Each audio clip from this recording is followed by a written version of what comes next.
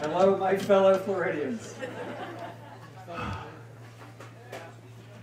We gather here today to celebrate, to commiserate, and to invigorate. We gather here on the banks of the great Silver River, fed by what once was the world's biggest spring, a cold and quenching wonder known as the Niagara Falls of the South. We gather to speak up for Florida's waters. We invoke the sky above, which blesses us with rain, and the aquifer below, which nurtures us with an abundance of life-giving water. We honor the spirits of those who have come before, those nameless natives whose memory lives on in the names of our sacred waters. Ichetucknee and Wakulla, Withlacoochee and Osceola, Ocklawaha and Pitlachaco. And we acknowledge those who will follow, whom we pray will remember us for our wisdom and not judge us for our folly. Florida, we need to talk. And though it pains me to see what's happening to our beloved waters, I love it that the conversation that we are having about water and Florida's future has finally moved to where it belongs, and that's its rightful place at center stage. In the beginning, there was water, lots of water, and the peninsula we call home emerged, blessed with an abundance of rivers and lakes and springs, and it was good. And for the next 10,000 years, a stunning constellation of freshwater springs, all fed by the mighty Floridan aquifer and its caverns measureless to man, flowed freely to the sea. And then there was us. In the early days of our statehood, there was water, water everywhere, and the prevailing view of those in power came to be, how are we going to get rid of all this water so we can develop this place?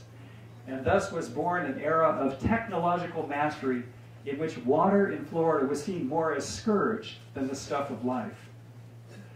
Fast forward a century and a half, and the conversation has taken a decidedly different turn. We have reached the point beyond which our waters can no longer bear the impact of our pollutants and remain healthy. Compounding the situation is the reality of our water budget deficit. We are living beyond our means, and our withdrawals are exceeding our deposits in our bank of liquid assets. As the depth of our springs and the sliding of our rivers has made clear, we have reached a tipping point, and Mother Earth is telling us loud and clear that she's had quite enough of cleaning up our mess. There was a time in Florida when it seemed that the promise of eternally clean and abundant water stretched on like the endless summer, but that era ended long ago. And there was a time when we connected more to the pulsing of the planet and the cycle of the seasons than to our mobile devices, but that era has ended too. And what we're left with now is a world in which our technology has outpaced our wisdom, and consumption is our new religion. Yes, my fellow Floridians, we are the people who consume, on average, 160 gallons of water per person per day. Our enormous water footprint spurred on by an economy that profits greatly when we conflate our wants with our needs. Ah yes, the economy, the source, it seems, of that which matters most to most in the halls of power.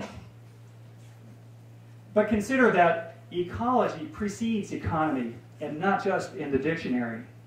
Here in Florida, there can be no healthy economy without a healthy environment, a truism that seems to have escaped our current political leadership. I know that our current crop of legislators didn't cause Florida's water problems. They've just made them worse.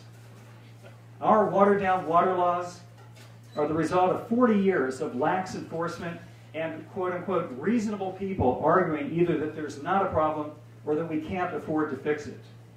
And I grant you that Rick Scott isn't responsible for the sliming of our waters. But as governor, he is the lead official responsible for the cleanup. The reality is that many of our rivers and lakes and springs are dying. The further reality is that dying is too soft a word. Dying is what happens when trees grow old and fall down. No, folks, the reality is that we are killing our rivers and lakes and springs. And while we may avoid accepting that reality, we cannot escape the consequences of our crimes against nature. None of us wanted this to happen, and nobody here is saying that Rick Scott has declared war on clean water in Florida. But if a foreign power had done to Florida's waters what we've managed to do by ourselves, we'd literally be up in arms, ready to do battle to defend our precious waters. Our rivers and lakes and springs are a mess, and we can't blame our problems on the EPA or an act of God and point at the drought as we cross our fingers and pray for rain. It wasn't God who overpumped the aquifer. It wasn't God who dumped all that poop and fertilizer into our groundwater. And it sure as hell wasn't God who politicized and eviscerated the agencies charged with protecting our priceless natural legacy.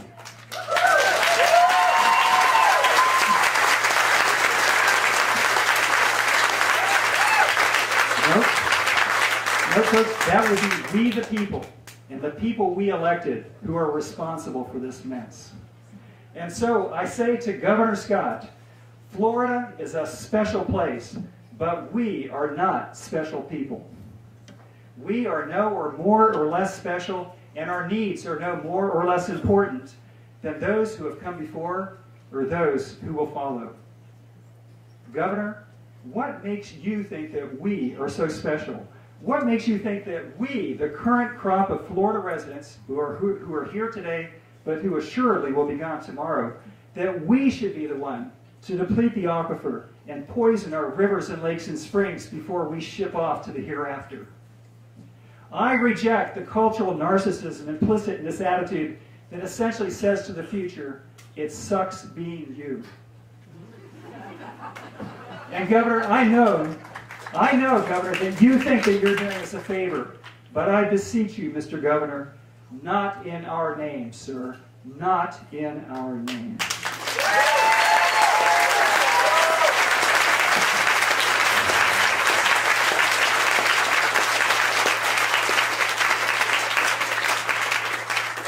We need a new way of thinking about water here in Florida. The Florida that we say we love will no longer be a place our children's children will want to live or work or play. And we need leadership that understands that resistance to change is no longer an option. In short, we need a blue revolution, to borrow from the title of the book by water journalist Cynthia Barnett, a book that really ought to be required reading for every Floridian who uses water.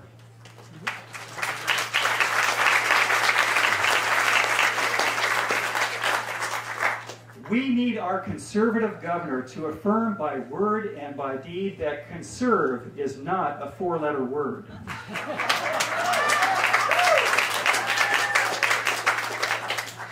Here is my challenge to you, Governor Scott. Next year, the eyes of the world will be upon us as Florida commemorates the 500th anniversary of the arrival of Ponce de Leon. This is your moonshot moment, Governor. In 1961, President John F. Kennedy rallied the nation, and in less time than it has taken for our water management districts to establish minimum flows and levels, Florida was at center stage, and the world watched in wonder as America succeeded in launching and landing a man on the moon. Think big, Governor Scott. We must clean up our waters.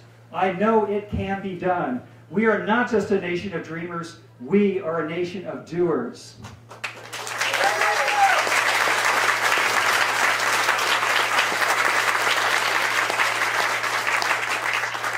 Our rivers and lakes and springs are world-class treasures deserving of world-class protection. I urge you, Governor, to work with the bipartisan leadership of the Florida Conservation Coalition to create and promote a comprehensive package of legislation that will ensure that Florida will one day be able to reclaim its rightful stature as a place whose natural abundance and clean waters is once again its calling card to the nation and to the world. And I suggest that you call this visionary piece of leadership the Fountains of Youth Florida Springs Restoration Act of 2013.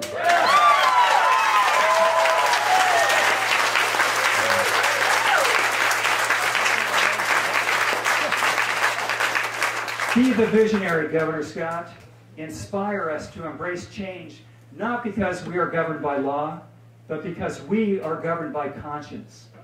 We know that sacrifices must be made. Be the leader, Governor. Lead us forward. In the meantime, a crisis is a terrible thing to waste, and there's much to be done.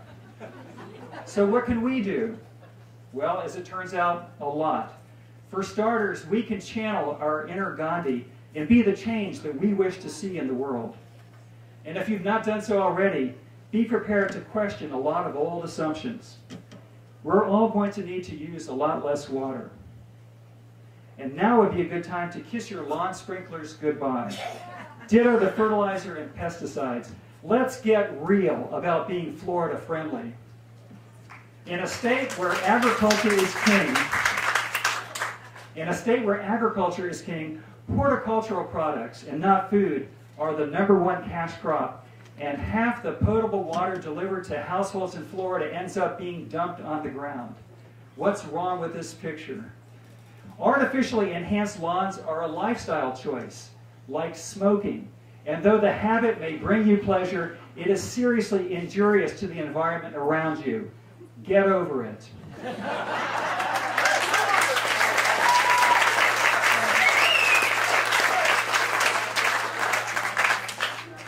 There has not only been a crisis in water management in Florida, there has been a crisis of civic engagement. I salute all of you for coming to the rally today, and I urge you to encourage your friends and neighbors and colleagues and schools and faith communities to get involved and speak up for clean water. Water is a hot topic in the news right now, and letters to the editor remain a viable way of reaching a broader audience. There's an impressive array of nonprofits here today, and I know that many of you will return home armed with new knowledge and new energy and new focus. And part of your focus may be to wonder why, if the protection of Florida's natural resources is enshrined in our state constitution, why do we need a water rally to remind those who call themselves our leaders to just do their jobs?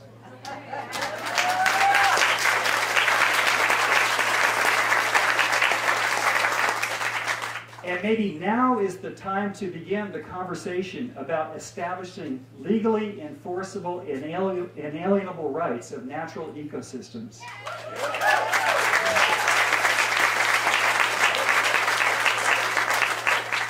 And in our conversation with those who call themselves our leaders, we will need to keep up the pressure.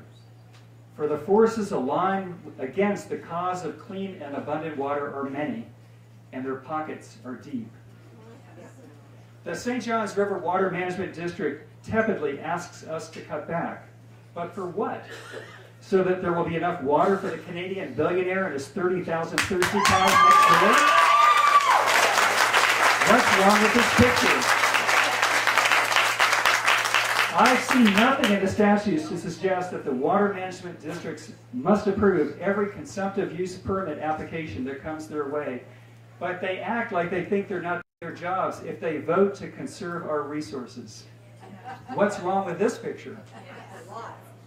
The Swanee River Water Management District issues a water shortage order that allows golf courses to continue irrigating 7 days a week, even as a record number of springs lay dead and dying, and now municipal water wells in Cedar Key have gone salty, and they have no idea how much water their big ag users are actually pumping. What's wrong with this picture? They hand out consumptive use permits like there's no tomorrow. But, in fact, there will be tomorrow. And if tomorrow is to be a better day for Florida's waters, we need water managers who will grow a spine before sunrise.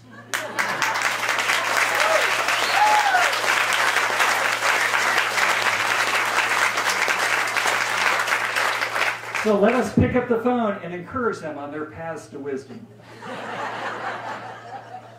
And then there are many state legislators, too many of whom have been repeat offenders in violating the public trust that we have invested in them to serve as stewards of our natural legacy. Their silence during our water crisis has been deafening. The best advice that I've heard is that we should all adopt and educate a legislator, and to do so when the legislature is not in session and the lawmakers are back in their home districts. Explain to your legislators and to your local officials that this is a new age and that we need leadership grounded in the reality of life on a finite planet. Challenge our elected leaders to be clean water champions. Tell them that they can either get out in front of this parade or prepare to get run over by it.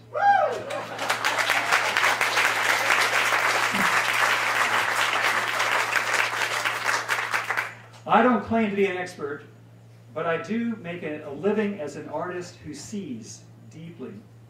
And from where I stand, what I see is that the mightiest river in Florida is now the river of denial that runs through Tallahassee.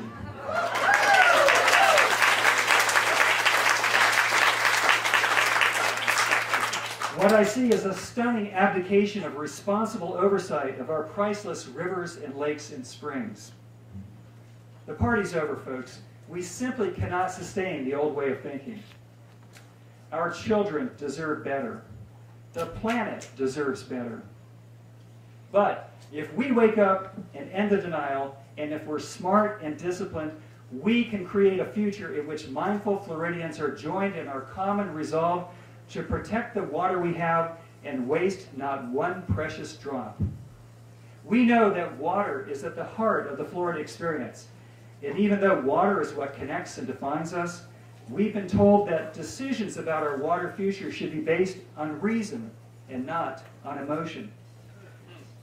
We know that the scientific and technical reasons for denying the Amnesia Springs Ranch permit application are sound, and the threat to Silver Springs, and by extension to all of our sacred waters, are frightening and real. But let me speak for a moment about the role of emotion in this debate, for I believe that this point is central to sustaining us for the long haul. It's my job as an artist not just to see, but to feel. And I believe that feeling has largely been missing from the discussion about water in Florida's future. When I fell in love with Ichitucky Springs all those many years ago, I was blown away by this gift of beauty beyond measure. And I kid you not when I tell you that my tears of joy mixed freely with this endless bounty of life-giving water flowing onward to the sea. But in recent years, my tears of wonder and gratitude have given way to tears of anguish and confusion. Where once I swam through crystalline waters of impossible beauty, carried along on an emerald carpet of dancing eelgrass, those same grasses are now either dead and gone, or covered with a thick sludge of disgusting algae, and the diminished flow of water is cloudy and dull. I have stood on the banks of the Ichitucky, and I have grieved for my loss, our loss, as I consider with each passing year that my collection of Springs photographs seems less a reflection of the real Florida than a catalog of what once was.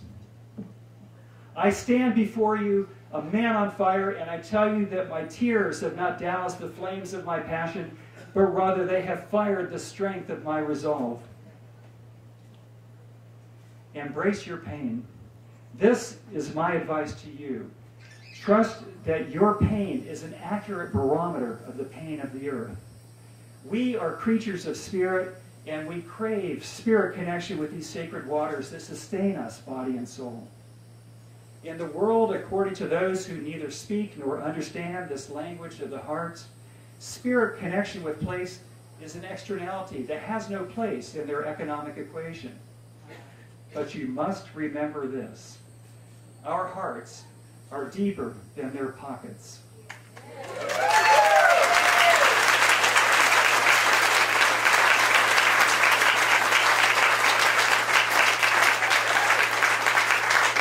I repeat, our hearts are deeper than their pockets. I want to thank all of you for coming today, and I am honored to stand shoulder to shoulder with you in this battle for the soul of Florida. Thank you.